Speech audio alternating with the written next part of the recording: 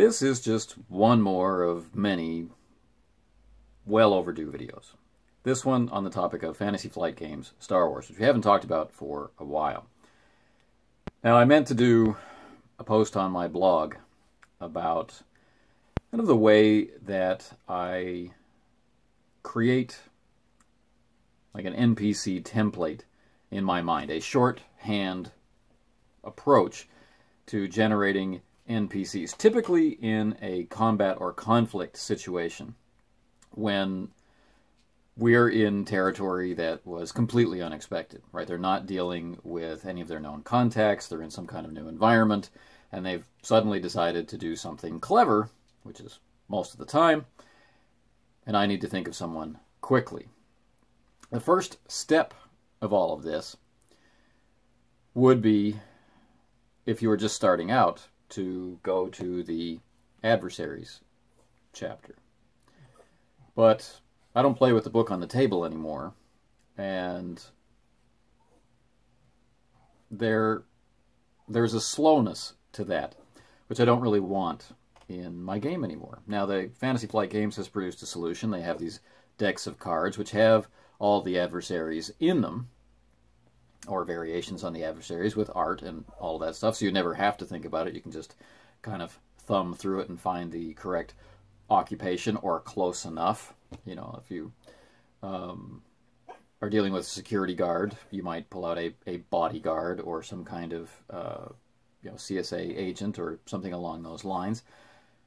But if you don't have those cards, if you don't feel like investing in those cards, and you want to take another step into running the game, then something along these lines will need to be developed. What I'm talking about is these mental constructs of what adversaries really are. Now, when we're in a situation where we need to put an adversary in opposition to the group, we have a decision to make. Is this adversary going to be a minion? If the choice is for minions, are there going to be multiple minions? Are they going to be rivals? Are these rivals going to be backed up? And is it a nemesis? And likewise, is this nemesis going to be backed up, and to what extent? So in a random kind of encounter where the group is in some kind of bazaar, or they're on a new space station, or they've arrived at a new planet, and they're not getting in people's faces, creating like a known kind of trouble, if this is just something that's happening, then likely we're not going to hit them with a nemesis level character backed up with a whole bunch of thugs, unless, of course, circumstances dictate that they are trying to get in touch with the local crime boss, right? If they're going to his stronghold, like, you know, visiting Jabba on Tatooine, for example, you are definitely meeting a nemesis. They are definitely surrounded by their retinue and their bodyguards and their hangers-on and the people that are trying to impress them and whatnot. That's a whole different kettle of fish, and something you should consider more or less carefully, but it's still something that you can improv if you're comfortable with the system. So let's take a look at some basics. The common threat is, of course, the Stormtrooper. The Stormtroopers are classed as humans, and they are minions. So we're looking at all twos, and they only have 3 skills, and these are combat skills, and frankly, they can be switched out for whatever combat skills you might need. They're just a different type of trooper in whatever situation. And the appearance of the armor might change, but the general statistics for using a Stormtrooper will stay the same, and this is something you can keep in your memory. You know that they will have a wound threshold of 5. It's really nice that it's 5 because you can just do maths by 5. They have a soak of 3. It's also pretty easy to remember. So they got a soak of 3, and they have a wound threshold of 5. Every time a character inflicts an amount of damage of 5 or more, then one of the Stormtroopers drops. Cool.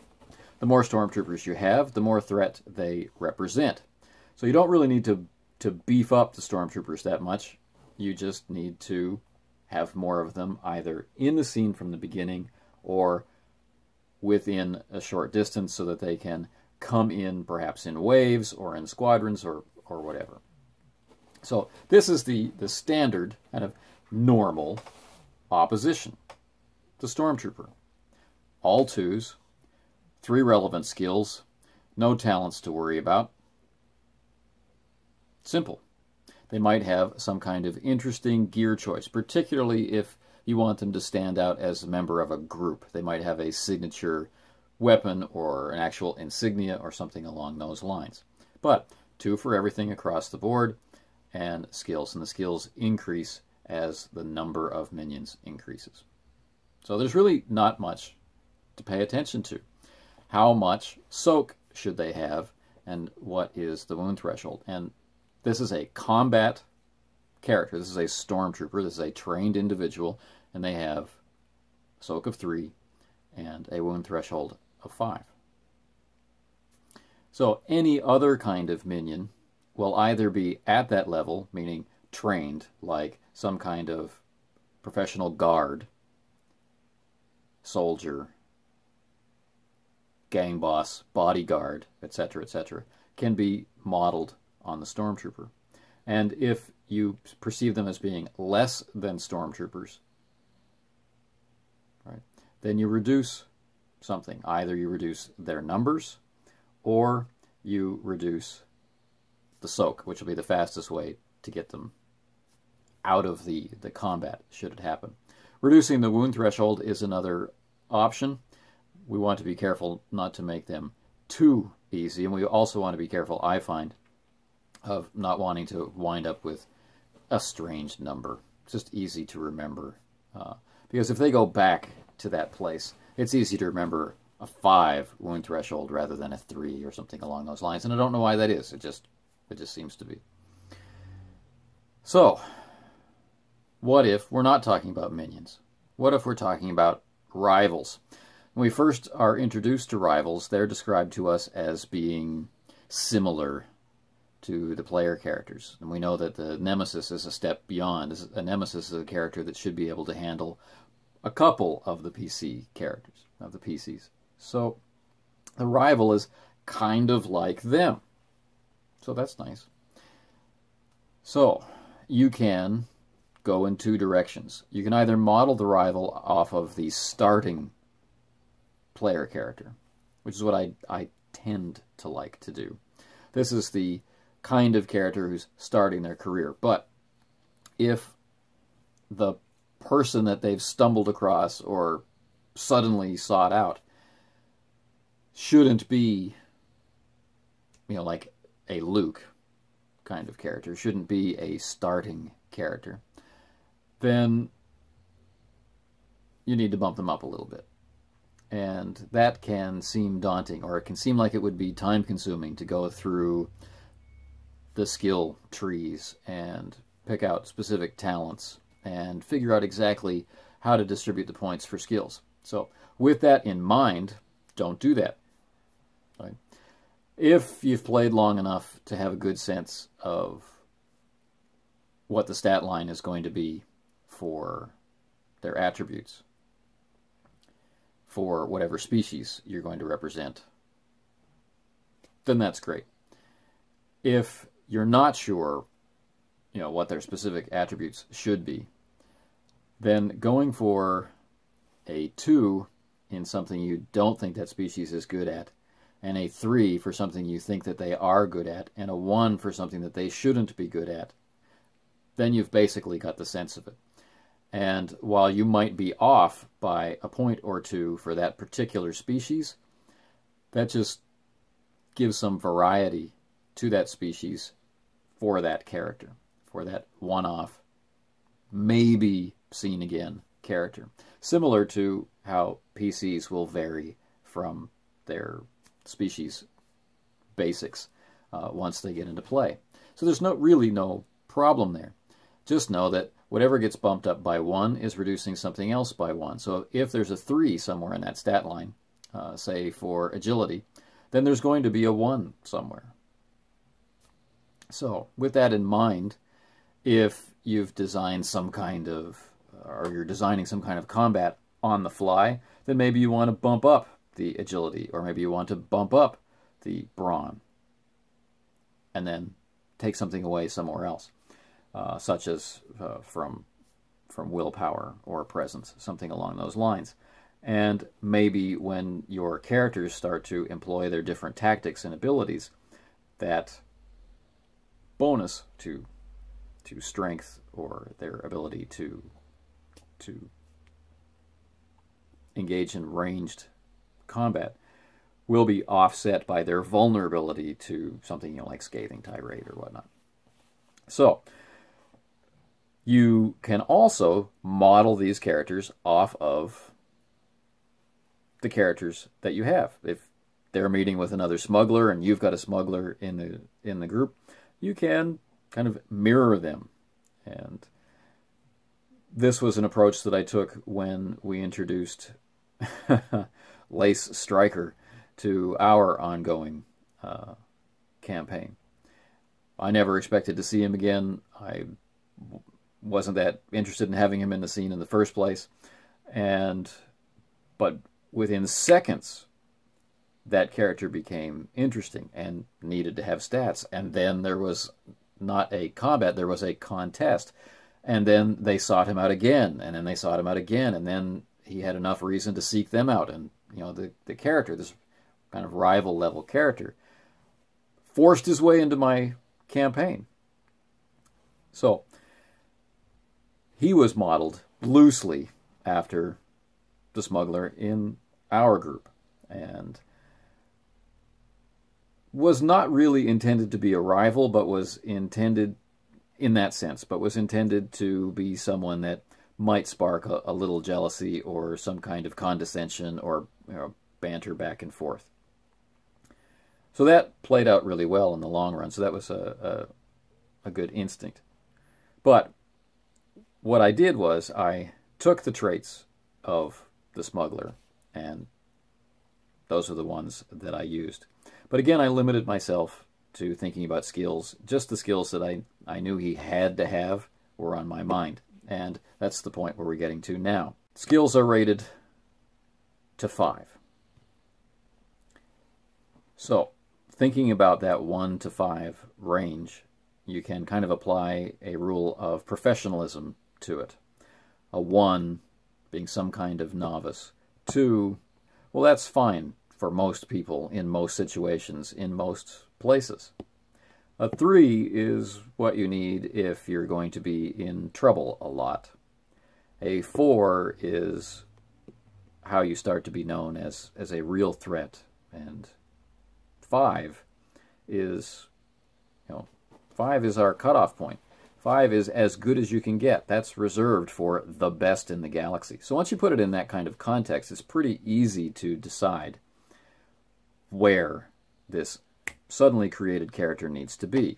1, 2, 3, 4, or 5. And if you're leaning toward the 5, you really have to justify that to yourself. Why is this particular character that you are surprised by having to create on the fly? That's why you're using this mental template in the first place.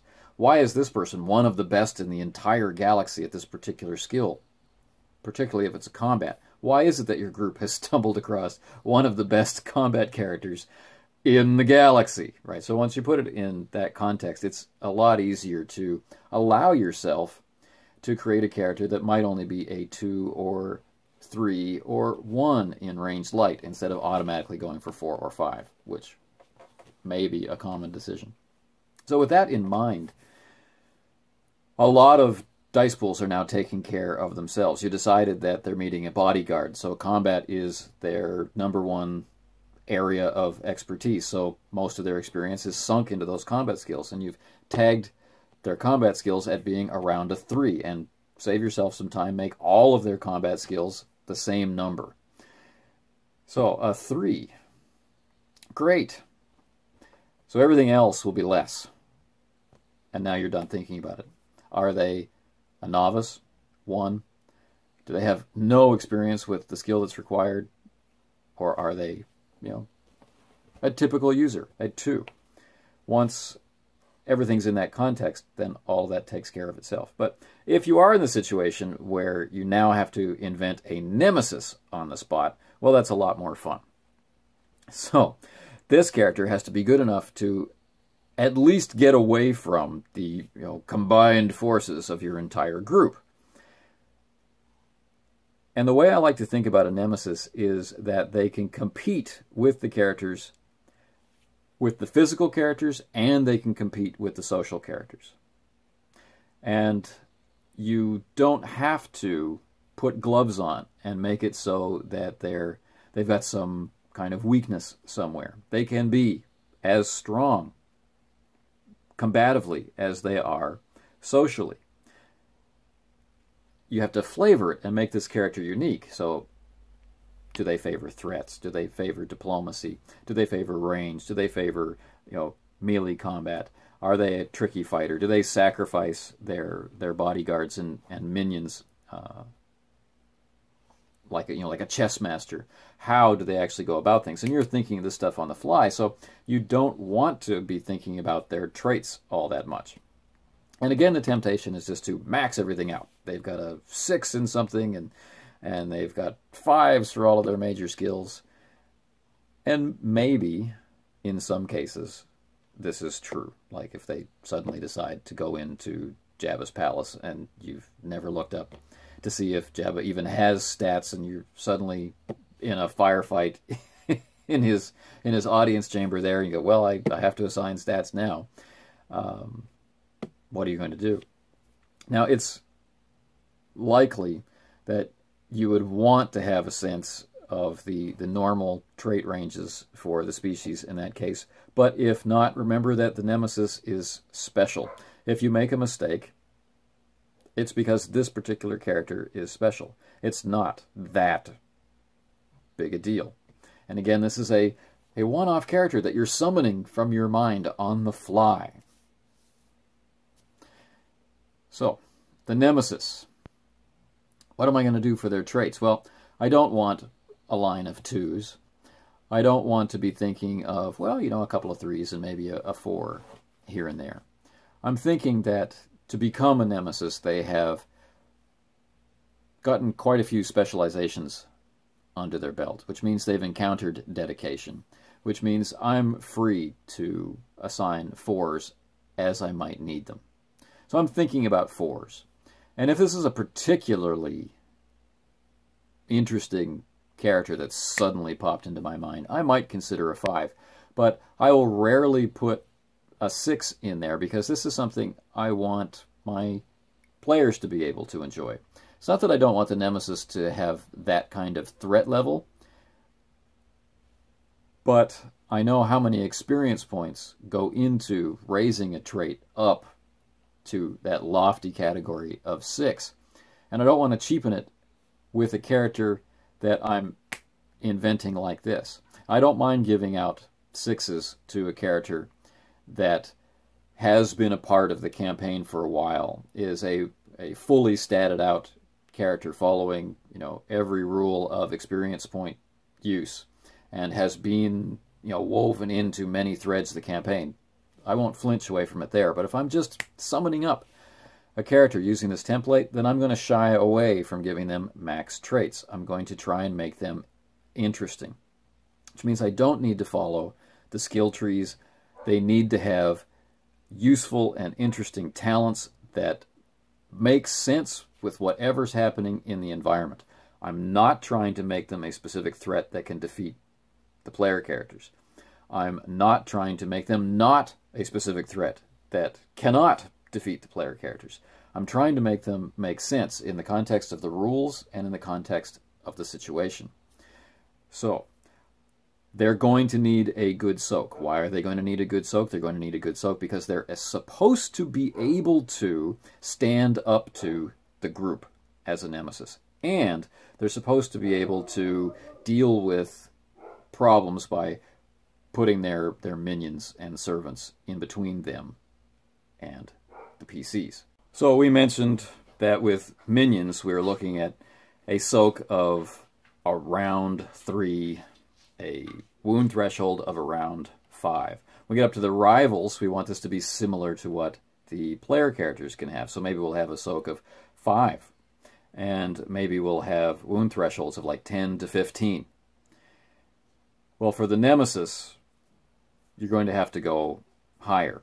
Now, if you were to build yourself a nemesis capable of challenging the current level of your character group, then getting up into high soaks, 8s, 9s, 10s even, and wound thresholds in the high teens, low 20s, this is pretty easy. So don't worry about that. The point is that a nemesis is supposed to be able to deal with the group on their own if they have to, right?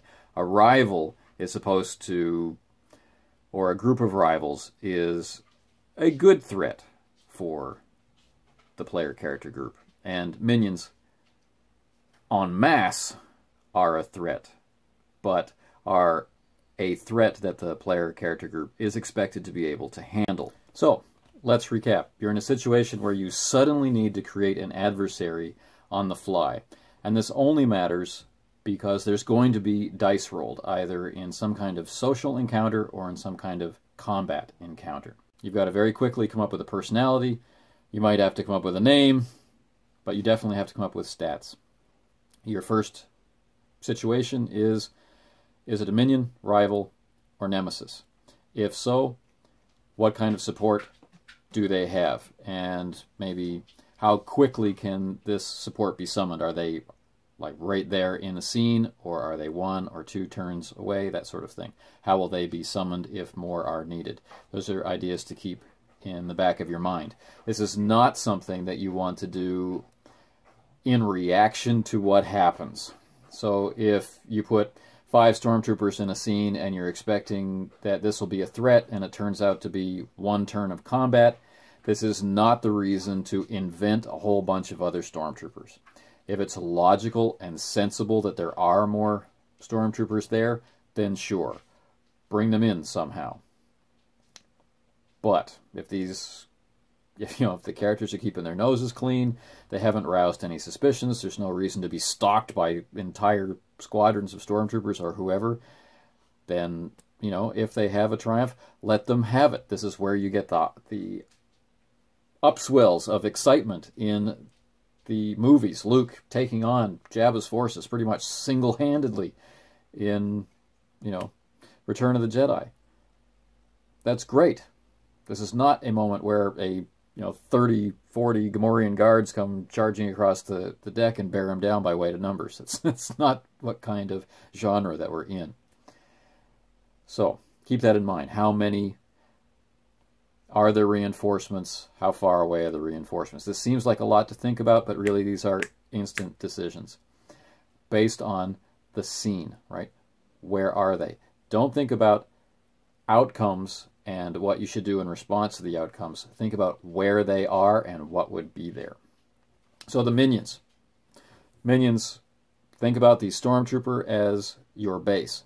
Are they more threatening than a stormtrooper? Maybe some kind of bounty hunter, but not a named bounty hunter?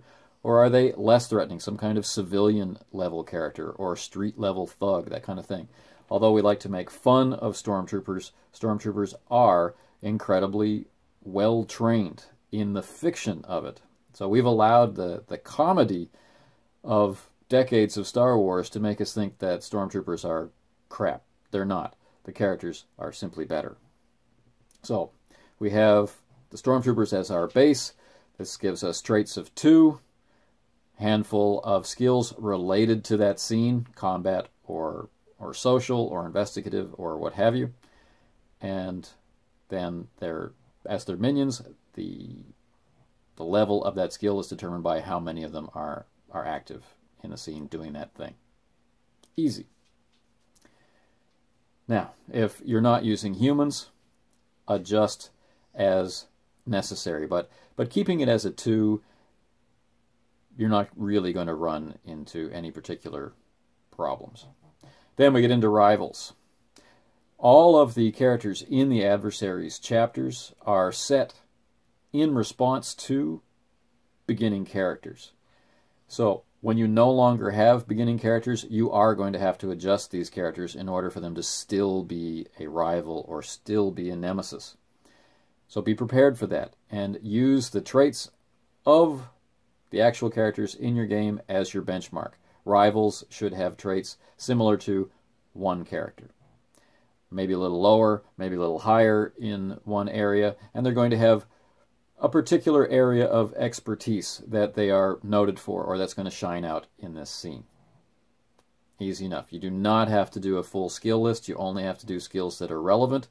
Make all the different types of skills the same value, because this character is likely not ever going to appear again, and if they do, well, then when you build them for real, just remember that you've used their combat traits and they all had this value, and then everything else has to be adjusted accordingly. So remember the value of points in skills, right?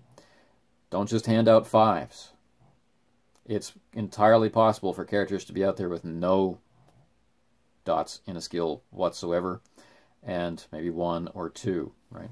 So 1 beginner, 2 practiced, something that the regular person would have, 3 better than that, 4 quite famous for that ability, 5 best in the galaxy, right? So how many bests in the galaxy do you want to randomly stumble across is something you need to keep in mind. Then we move on up to the Nemesis. Nemesis is supposed to be a foil for the whole group. So when we looked at the minion, we weren't trying to make one minion a threat, and the number of minions we were choosing was determined by where they were and what they were doing. We had to be mindful of where we are and what we are doing. So for the rivals, all the traits are mirroring a single PC. So soaks are similar to what your PCs have, and wound thresholds are similar to what your combat or social warrior PCs are at. The Nemesis, you need to go beyond, and it will be harder to predict. My advice is to stay away from 6s, because this isn't one of the major Nemesis in your campaign. This is something that's happened on the fly. So stay away from max traits, but don't be afraid to give them solid ability on the combative side and on the social side. Give them the ability to negotiate or threaten. Give them the ability to fight close and at range. Give them the ability to evade, escape, track, that sort of thing, so that they are a well-rounded character. They, by themselves, pose a threat to the group, and they, with their minions and other servants, should be able to beat the group. That's your benchmark. So you're doing this on the fly. Make notes. The character might survive, the character might escape, the character might have friends of a similar type, similar organization, or whatnot. But there you have it. It's as easy as that. Every trait, think about on this 1 to 5 scale. Think about it in context of minion, rival, and Nemesis, and what roles those are supposed to fulfill. And you've got it. If you have any questions about what I'm talking about, if you want to get into even more specific details, hit me up in the comments, and I'll try to get to them as soon as I can.